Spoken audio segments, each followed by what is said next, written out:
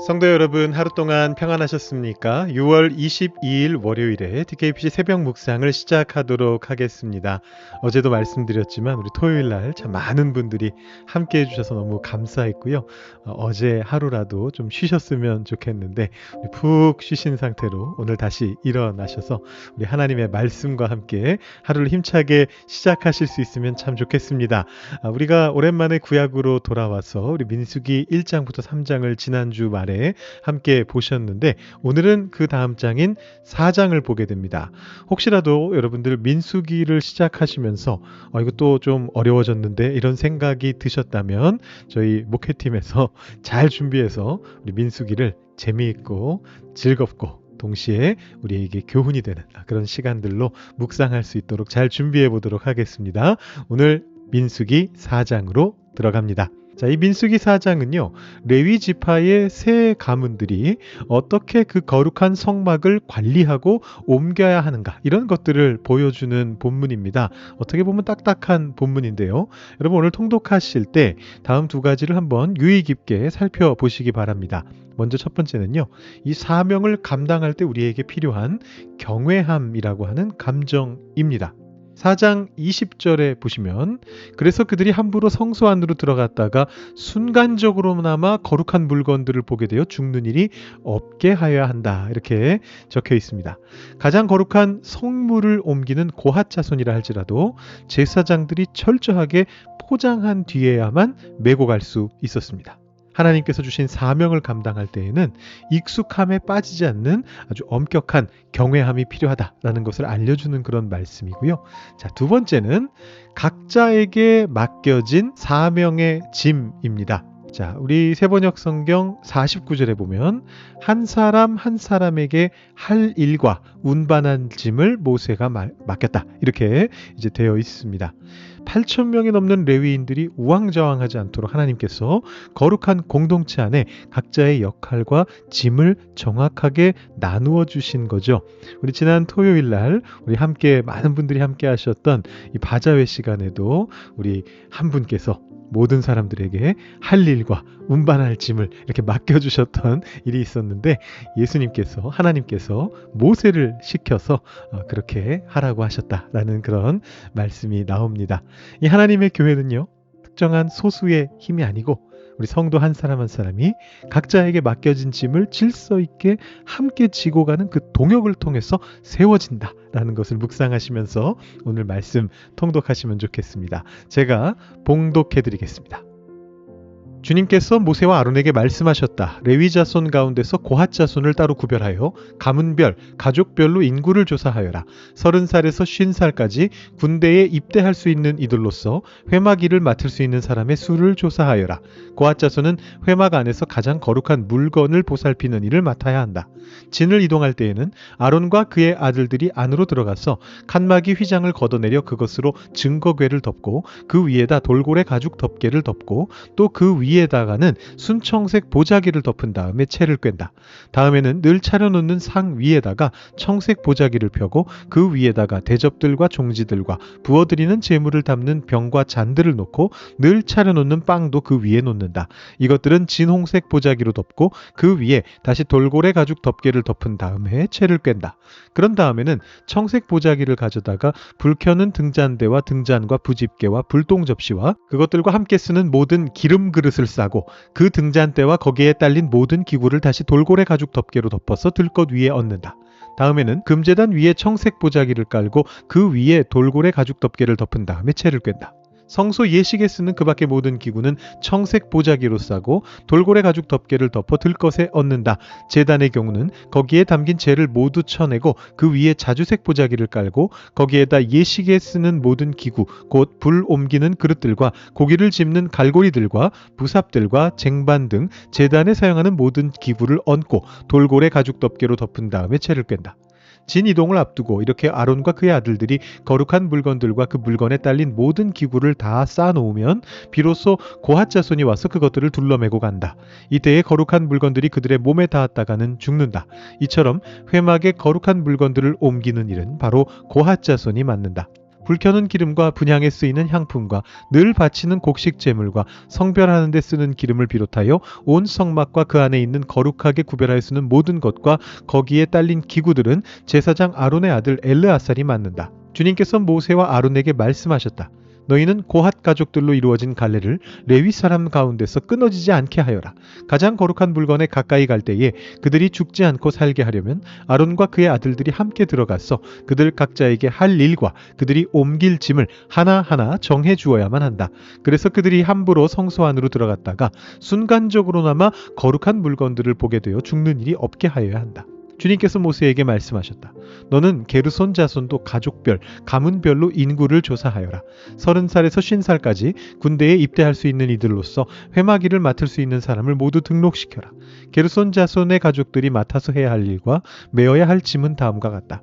그들이 메어서 나를 짐은 성막에 치는 여러 가지 천과 회막과 그 덮개와 그 위에 덮는 돌고래 가죽 덮개와 회막 어귀에 치는 휘장과 뜰의 휘장과 성막과 제단을 둘러싼 뜰의 문 어귀에 치는 휘장과 거기에 딸린 줄과 일하는 데 필요한 모든 장비와 거기에 딸린 모든 기구들이다.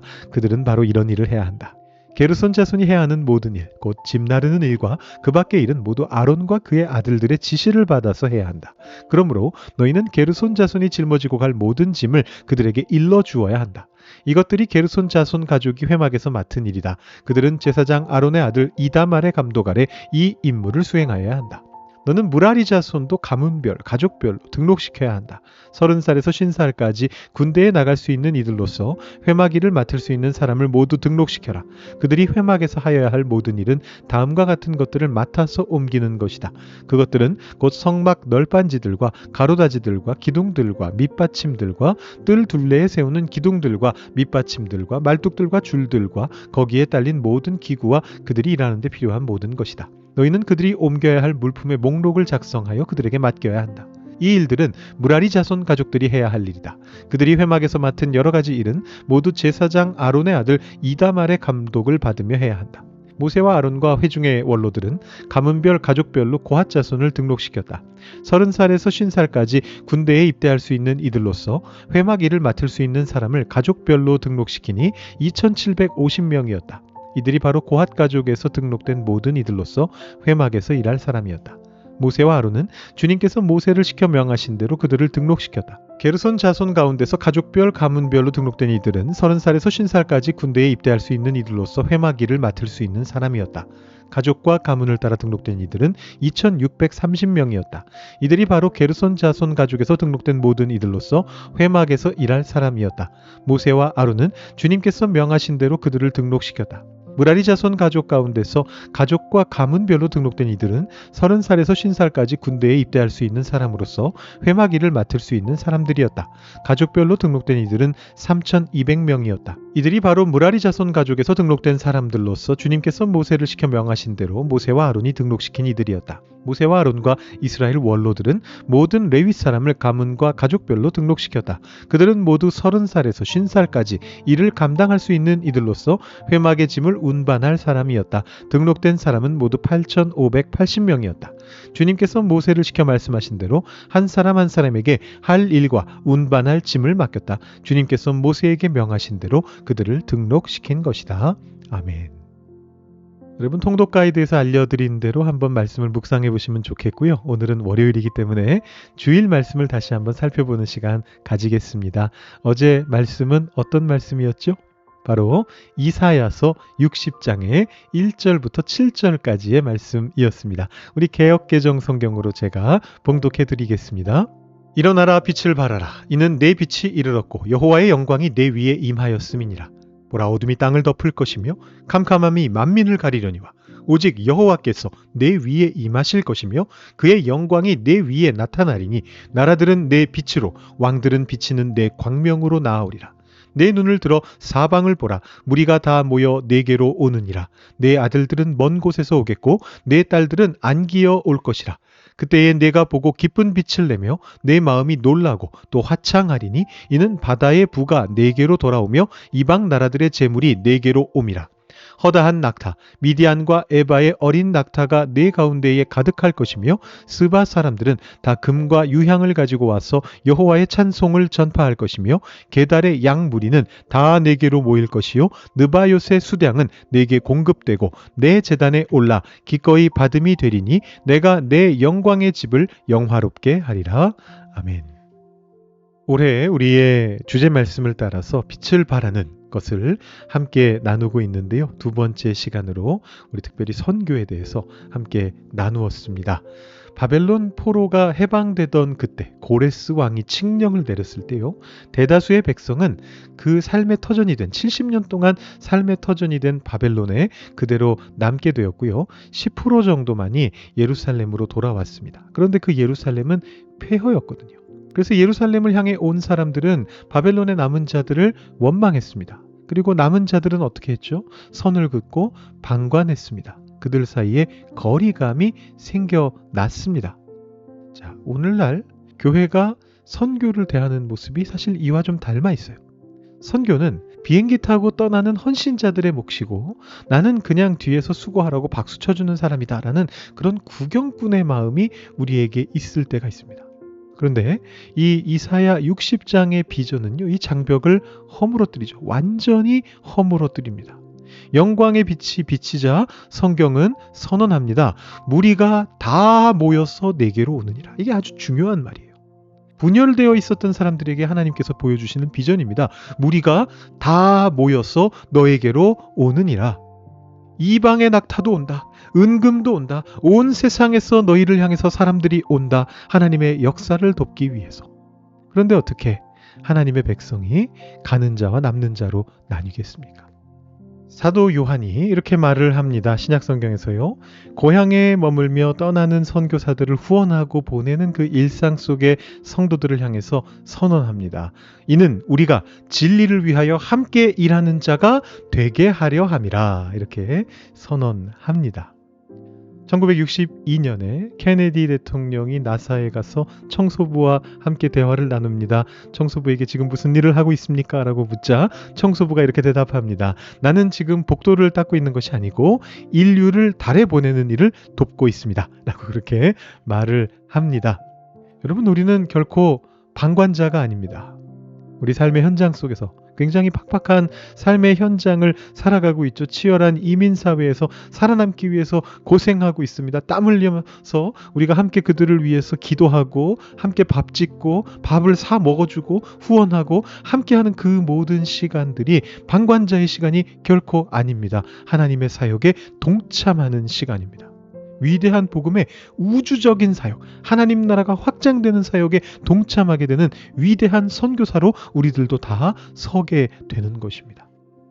위대한 선교의 세기라고 불리는 이 19세기 선교의 문을 처음 연 선교사가 바로 윌리엄 캐리라고 하는 선교사입니다. 여러분, 이름을 꼭 기억하셔야 되는 아주 중요한 선교사인데요. 이 선교사가 인도로 처음 떠나게 됐을 때 그 인도를 영혼 구원의 보석이 있는 광산에 비유하면서 그를 떠나보내는 그 후원자들을 향해서 이렇게 말을 합니다. 내가 저 어두운 광산 바닥으로 내려가겠습니다. 그러니 여러분은 위에서 그 밧줄을 꽉 잡고 계셔 주십시오. 당신들은 밧줄을 붙잡아 주시는 분들입니다. 이렇게 말을 합니다. 복음을 모르는 영혼들이 가득한, 그러나 복음이 전해질 때 그곳에 보석으로 발견되게 될 그 영혼들이 있는 광산으로 내려가는 선교사와 밧줄을 쥐고 위에서 버텨주고 있는 성도는 하나의 생명줄로 연결되어 있는 완벽한 팀입니다.